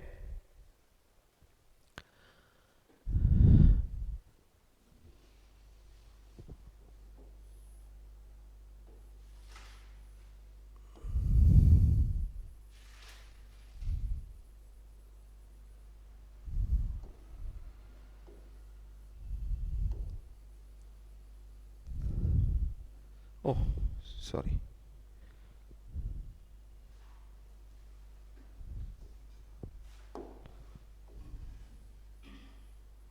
ये स्पिनिंग टॉप है।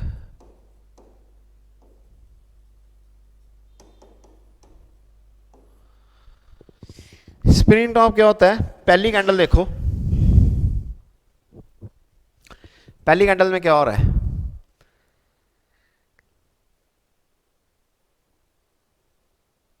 पहली कैंडल में मार्केट खुली, मार्केट खुल के ऊपर गई, नीचे भी गई ऊपर भी गई, बॉडी छोटी है,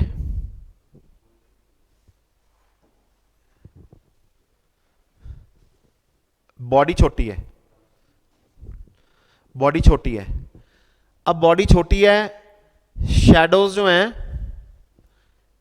ऊपर भी एक्सटेंडेड है शैडो, नीचे भी एक्सटेंडेड है, लेकिन बाजार में इंडिसीजन है। अगले दिन क्या हुआ, अगले दिन सेलिंग आई, ये ब्लैक कैंडल है, पहले दिन व्हाइट कैंडल थी, ठीक है।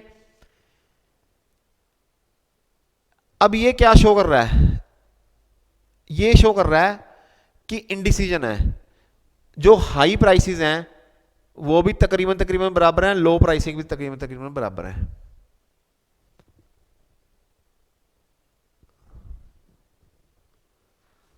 हाई प्राइसेस भी तकरीबन तकरीबन बराबर हैं और लो प्राइसेस भी तकरीबन तकरीबन बराबर हैं। तो प्राइस एक्शन का डिफरेंस क्या है, पहले दिन जो मूवमेंट थी वो बाइंग की मूवमेंट थी, दूसरे दिन जो मूवमेंट है वो सेलिंग की मूवमेंट है,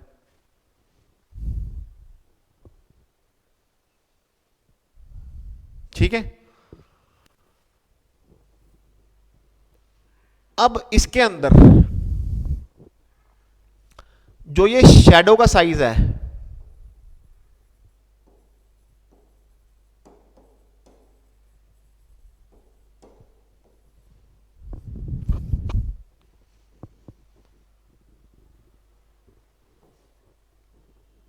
साइज ऑफ द शैडो की इंपॉर्टेंस इतनी ज्यादा नहीं है। ये जो रेंज है, दूसरे दिन की रेंज पहले दिन की रेंज से ज्यादा भी हो सकती है और फर्स्ट डे की रेंज से ये ऐसे छोटी भी हो सकती है।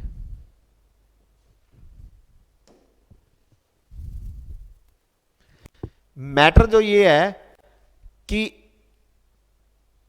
आप बाइंग में चल रहे थे, अगले दिन आपकी इमीडिएट सेलिंग आ गई, नेक्स्ट डे आपकी सेलिंग आ गई।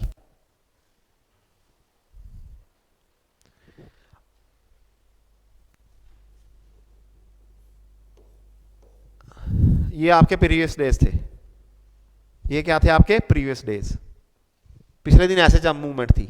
इसको समझते कैसे कैंडलस्टिक चार्टिंग को, अभी जो आपके मल्टीपल कैंडल्स के जो बनेंगे चार्ट्स, उससे आपको ज्यादा बढ़िया तरीके से समझ आएगा।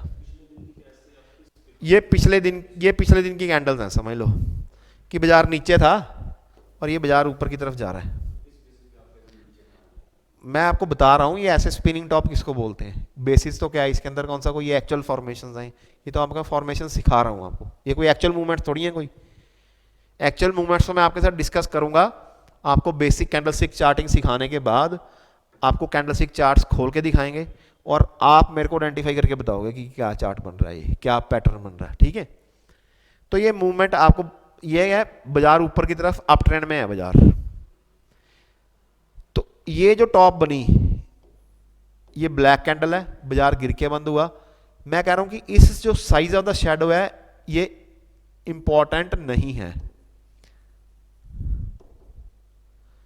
इंपॉर्टेंस किस चीज की है कि ये कैंडल ब्लैक है और शेडो भी है। शेडो बड़ी है छोटी है वो इंपॉर्टेंट नहीं है, शेडो भी है, ठीक है। इसको बोलते हैं स्पिनिंग टॉप। ये आपको ऐसा पैटर्न है जो बहुत रेगुलर है, आपको रेगुलरली दिखेगा चार्ट्स के अंदर। स्पिनिंग टॉप्स यूजुअली दिखती हैं, ठीक है। ये ब्लैक कैंडल है, ओपन क्लोज, तो गिर के बंद हुआ है ना। ये ओपन और ये क्लोज, तो बाजार तेज होके बंद हुआ। चलो उसके बाद मैं आता हूं आपके साथ डोजी के ऊपर। डोजी क्या होती है और कितने तरह की होती है, ठीक है।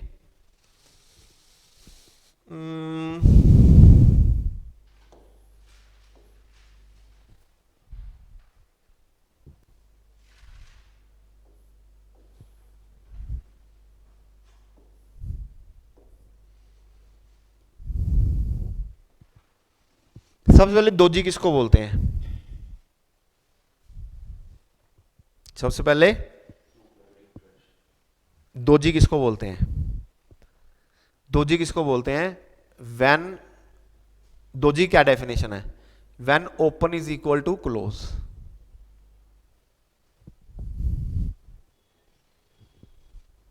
Open is equal to close, इसका क्या मतलब है? When there is no body, candle की कोई बॉडी नहीं है, वो डोजी है। कैंडल में सिर्फ शेडो है। कैंडल की जो ओपनिंग है और क्लोजिंग प्राइस है वो सेम है।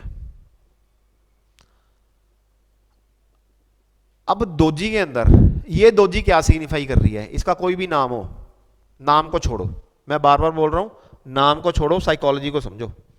ये डोजी क्या सिग्निफाई कर रही है? ये डोजी सिग्निफाई कर रही है बाजार ने यहां पे ओपनिंग ली, बाजार नीचे भी गया, बाजार ऊपर भी गया,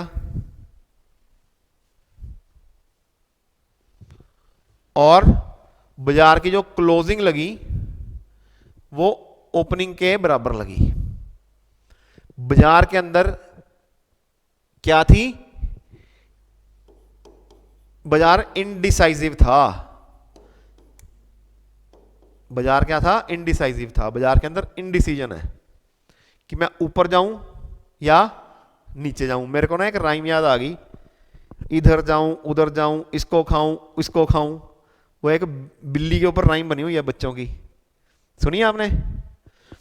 वो एक राइम है ऐसे कोई, जब मेरी बेटी छोटी थी तो वो सुनती होती थी बड़ी खुश होके, इधर जाऊं उधर जाऊं, इसको खाऊं उसको खाऊं, बिल्ली मौसी, ऐसे कोई राइम थी। तो मेरे को वो याद आ गई आपको पढ़ाते पढ़ाते। क्या बाजार क्या बोलता है? इधर जाऊं, इसको खाऊं इसको खाऊं। तो बाजार कंफ्यूज्ड है, मार्केट इज कंफ्यूज्ड।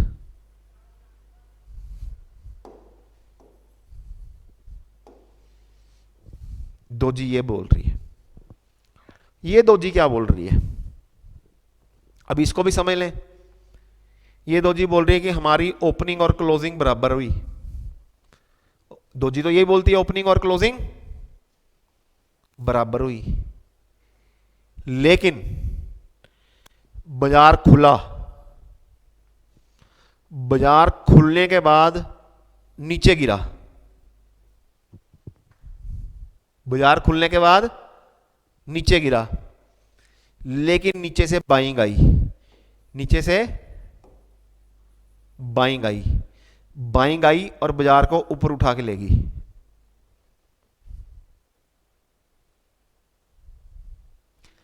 आपने हर कैंडल की साइकोलॉजी समझनी है। हर कैंडल की, आपको हर कैंडल कुछ ना कुछ दर्शाती है। आपने वो जो कैंडल आपको दिखा रही है आपने वो देखना है। आपने वो नहीं देखना जो आपके दिमाग में है, जो आपके सोच, आपके नेवर ट्रेड योर ओपिनियंस।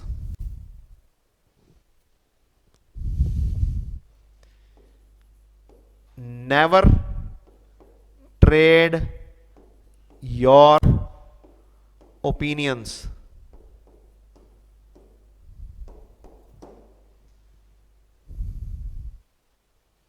आपका क्या ओपिनियन है, आपने उसको ट्रेड नहीं करना। तो क्या करना है? Trade what market is showing. वो ट्रेड नहीं करना जो आपका अपना ओपिनियन है, जो आपकी अपनी सोच है। ट्रेड क्या करना है? जो बाजार बोल रहा है। हर कैंडल कुछ बोल रही है और आपने कैंडल को सुनना है, कैंडल क्या बोल रही है। ये कैंडल क्या बोल रही है? ये कैंडल बोल रही है कि बाजार ऊपर खुला, ऊपर खुलने के बाद बाजार के अंदर सेलिंग आई, बाजार नीचे गिरा, लेकिन एक स्तर ऐसा आया जहां पे बुल को लगा कि बाजार बहुत गिर गया, उसने वहां से माल उठाया और माल उठा के खींच के ऊपर ले गया। और कहां पे लेके गया? ओपनिंग पे लाके उसने क्लोजिंग दे दी। ठीक है जी।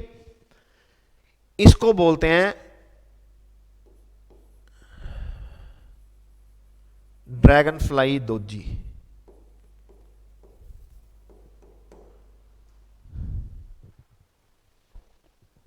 ठीक है। ड्रैगन फ्लाई दोजी की इंपॉर्टेंस और भी ज्यादा बढ़ जाती है। कौन से केस में इंपॉर्टेंस बढ़ती है? मैं आपको ये दिखाता हूं। बाजार डाउन ट्रेंड के अंदर है, बाजार रोज गिर रहा है, डाउन ट्रेंड के अंदर है। एक दिन बाजार खुला, फिर नीचे, बाजार नीचे गया और फिर ऊपर आके क्लोजिंग दे गया। ड्रैगन फ्लाई दोजी बन गई। This is a very reliable candlestick pattern, single candlestick pattern which is very reliable. कब? At the end of a down trend.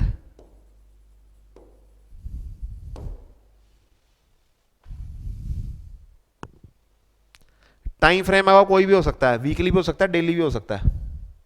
जिस टाइम फ्रेम में आप काम कर रहे हो उस टाइम फ्रेम में अगर डाउन ट्रेंड के अंदर बाजार है और बाजार ने ये नीचे सेलिंग देके फिर ऊपर कवरिंग देके कैंडल आपकी ओपनिंग और क्लोजिंग बराबर आ गई, ड्रैगन फ्लाई दोजी बन गई। ये बहुत रिलायबल पैटर्न है। ये क्या सिग्निफाई करता है? जो आने वाली कैंडल्स होंगी वो ऐसी बनेंगी ऊपर को।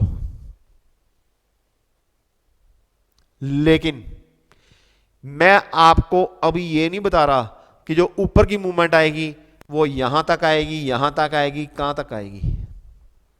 अभी हम सिर्फ क्या बात कर रहे हैं कि अगर ड्रैगन फ्लाई दोजी बन रही है, बहुत इंपॉर्टेंट बात कर रहा हूं मैं, ध्यान से सुनो। मैं यहां पे कहीं पे ये आपको बताने की चेष्टा नहीं कर रहा कि अगर बाजार की जो मूवमेंट है वो ऊपर कहां तक जाएगी। मैं अभी सिर्फ आपको ये बता रहा हूं कि डाउन ट्रेंड के अंदर अगर ड्रैगन फ्लाई दोजी बनती है वो सिग्निफाई करता है कि ट्रेंड रिवर्स कर रहा है। तो अगर आप शॉर्ट हो डाउन ट्रेंड के अंदर तो अपनी पोजीशंस काट लो, ट्रेंड रिवर्स करके बाजार ऊपर हो जाएगा।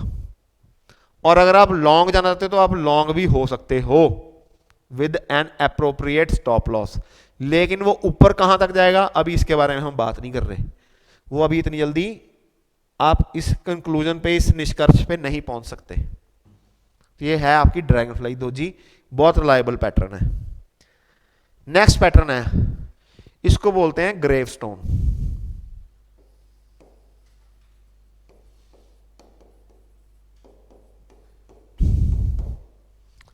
Gravestone doji. ग्रेवस्टोन किसको बोलते हैं? ग्रेव किसको बोलते हैं?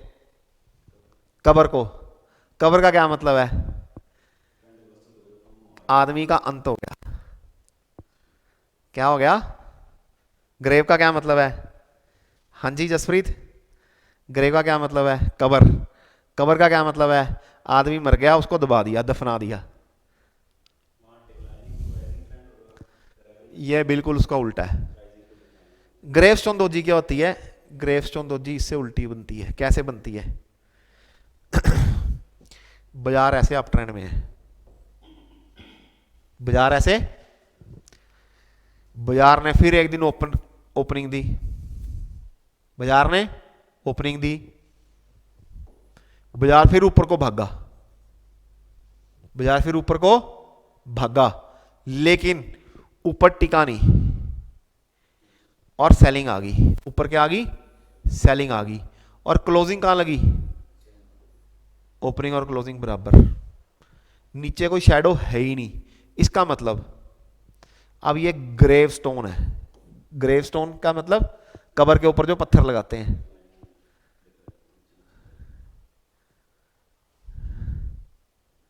हर घर कुछ कहता है। कौन सी पेंट की ऐड है? नेरोलैक की कि एशियन की है? किसी की वो ऐड आती है ना, हर घर कुछ कहता है, तो हर कैंडल कुछ कहती है।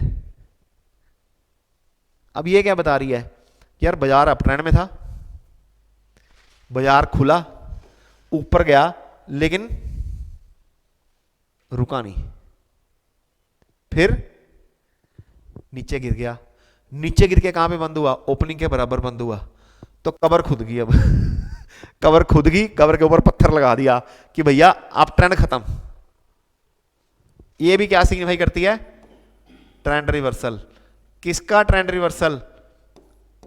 Up trend reversal. ये भी रिलायबल है, बट रिलायबल बोलने का मतलब ये नहीं है कि आप ये ग्रेवस्टोन दोजी देख के शॉर्ट कर दो। It has to be used और एनालाइज्ड। ये situation has, this situation has to be analysed with other technical parameters.